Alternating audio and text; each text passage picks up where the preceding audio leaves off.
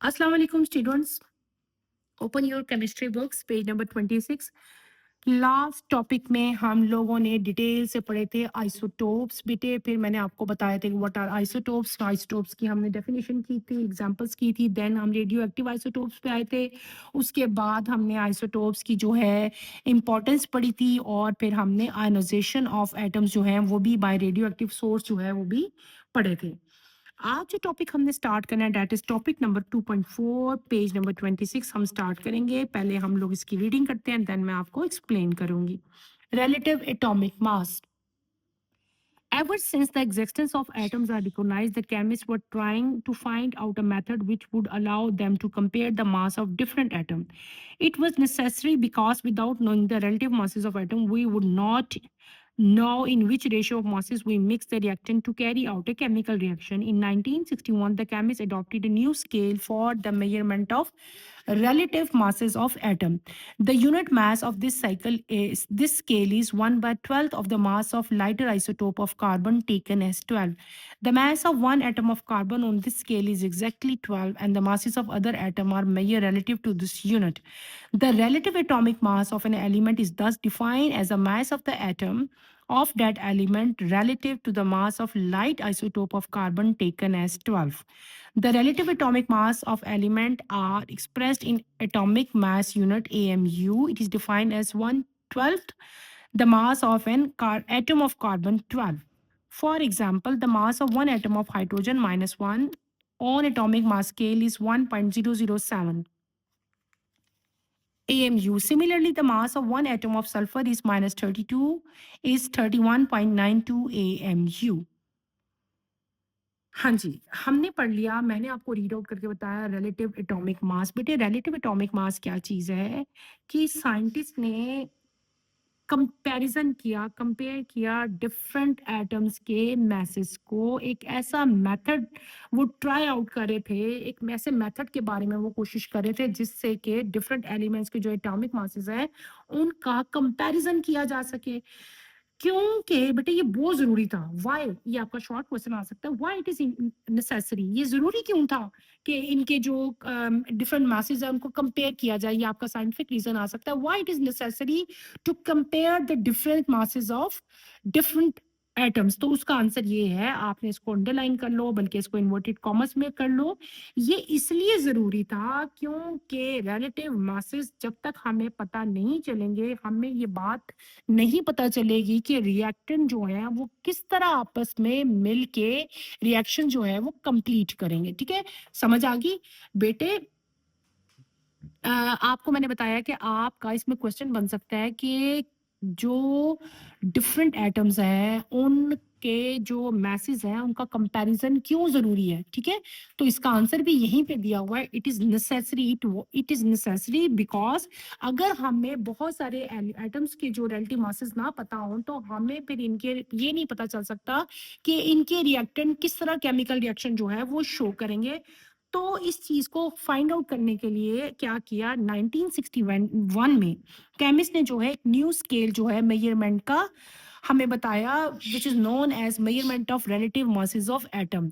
इसमें क्या किया, द यूनिट ऑफ मास जो इस स्केल, ये जो एक स्केल न्यू स्केल अडॉप्ट किया ना साइंटिस्ट ने, तो इस न्यू स्केल का क्या था, the unit mass of this scale is 1/12 of the mass of lighter isotope of carbon as 12।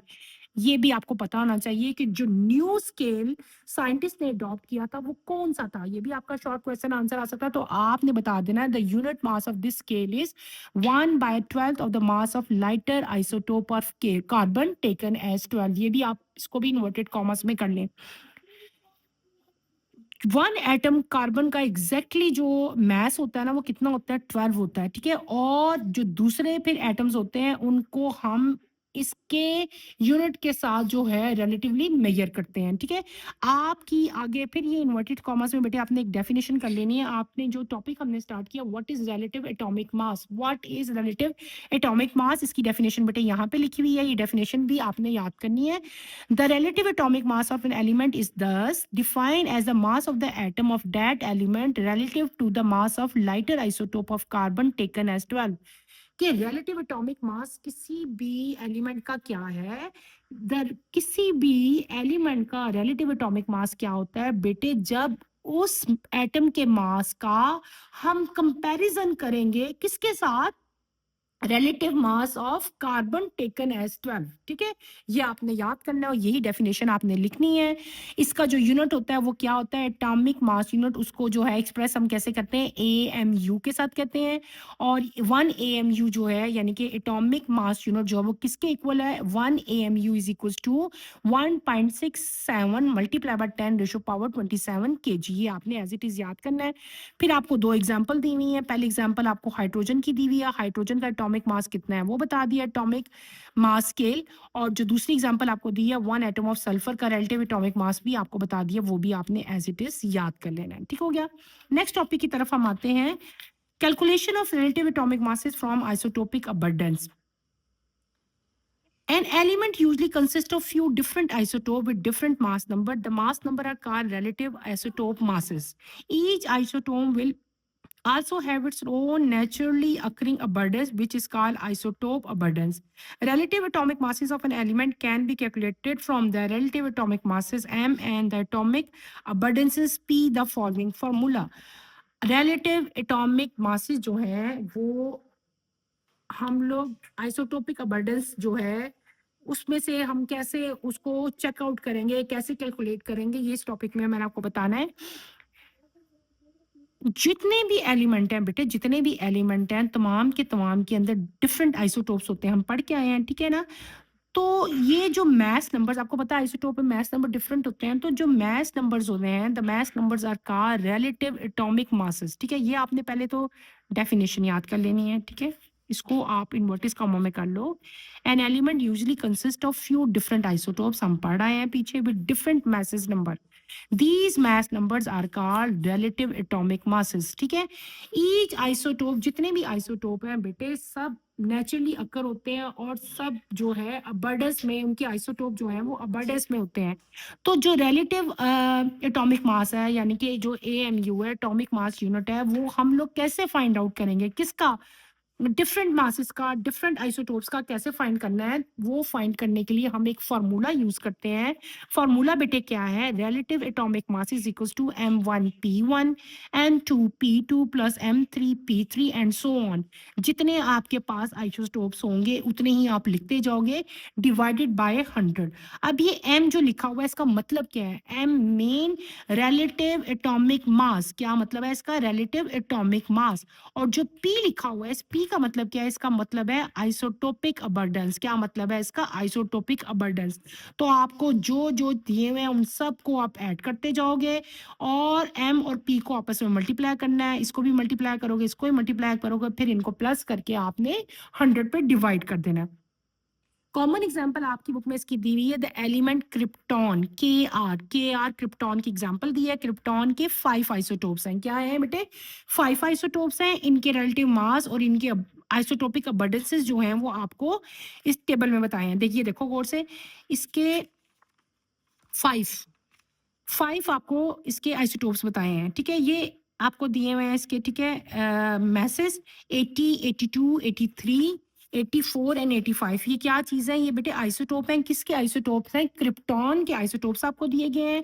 यहाँ पे क्या चीज़ बता दी है, यहाँ पे आपको रिलेटिव जो आइसोटोप्स हैं उनके मास बता दिए हैं।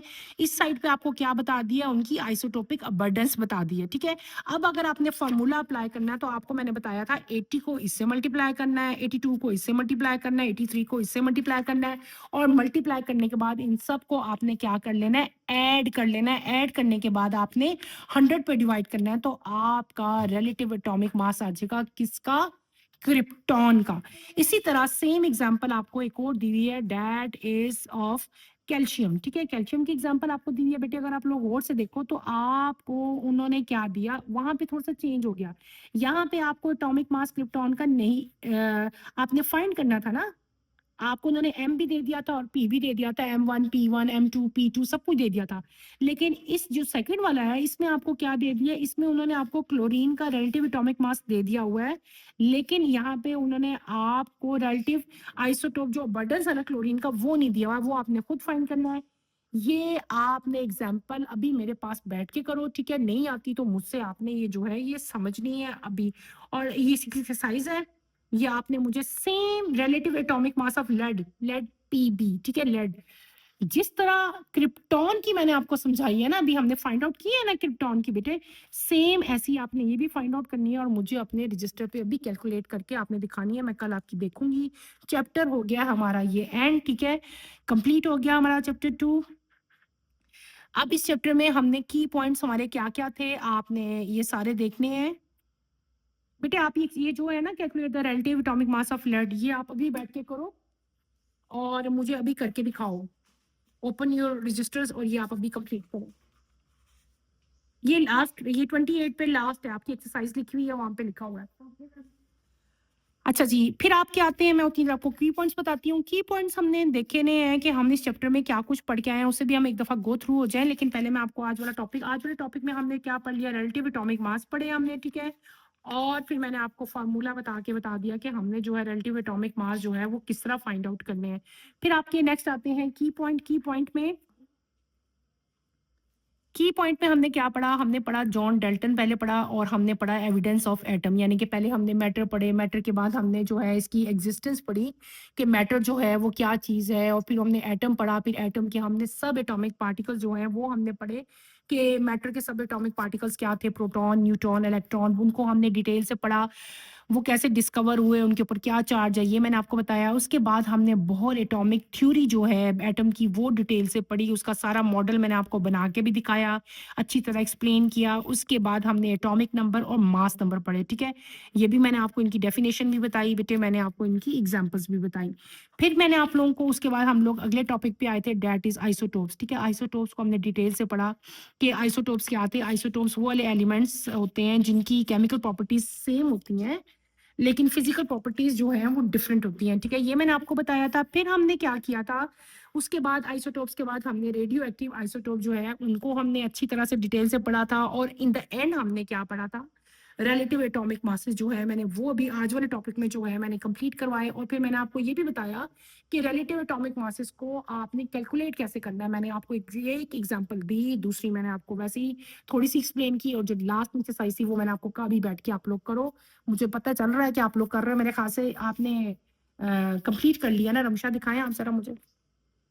शाबाश बेटे, वेरी गुड, बड़ी जल्दी किया आपने। हाँ जी, ठीक है। आपने क्या किया है बेटे, आपने लेड, ठीक है, लेड के हमें चारों आइसोटोप्स दिए हुए थे, आपने चारों लिखे, वेरी गुड। ये आपने क्या लिख दिया, ये आपने एम लिख दिया, और ये हमने क्या लिख दिया, पी लिख दिया। बेटा इसको भी मेंशन कर देते हैं, ये M1 हो जाएगा, ये M2, ये M3, M4, ठीक है? ये हो गए पी हमारे। अब हमने क्या करना था, ये बेटे आपने पहले ऊपर ना फार्मूला भी मेंशन करना होता है। यहाँ पे आपने क्या मेंशन करना होता है, फार्मूला। फार्मूला के हमेशा नंबर होते हैं, आप यहाँ पे लिखोगे M1 P1, M2 P2, ठीक है? और फिर इसी तरह आपने इस ऐसे डैश लगाना है, इसका मतलब है कि फर्दर है, और आपने डिवाइडेड बाय 100 करना है। अगर आपकी कैलकुलेशन बेटे गलत भी है ना तो आपको फार्मूला का नंबर लाजमी मिलेगा, लेकिन अगर आपकी कैलकुलेशन ठीक भी है ना तो फार्मूला का नंबर आपका कट जाता है। तो फार्मूला मेरे बेटे लाजमी लिखा करो। शाबाश, आपने बिल्कुल ठीक किया। फिर आपने मल्टीप्लाई किया, ये कर लिया, डिवाइडेड बाय 100, वेरी गुड, शाबाश, वेरी गुड। बहुत जल्दी आपने किया और आपको ये समझ भी आ गई है, ये बहुत अच्छी बात है। बाकी बेटे आप लोग कर रहे हो, जल्दी करो ना। शाबाश, वेरी गुड। तो बेटे ये चैप्टर हमारा हो गया है खत्म। चैप्टर की एक्सरसाइजेज आपको मैं एंड पे, मैंने आपको उसे नहीं बताया था, 4-5 चैप्टर्स में पढ़ा लूँ, उसके बाद मैं सबकी एक्सरसाइजेज जो है आपको इकट्ठे ही करवाऊंगी। चैप्टर हमारा खत्म हो गया है, तो इंशाल्लाह कल हम जो है नेक्स्ट लेक्चर में आपका नेक्स्ट चैप्टर स्टार्ट करेंगे। अल्लाह हाफिज।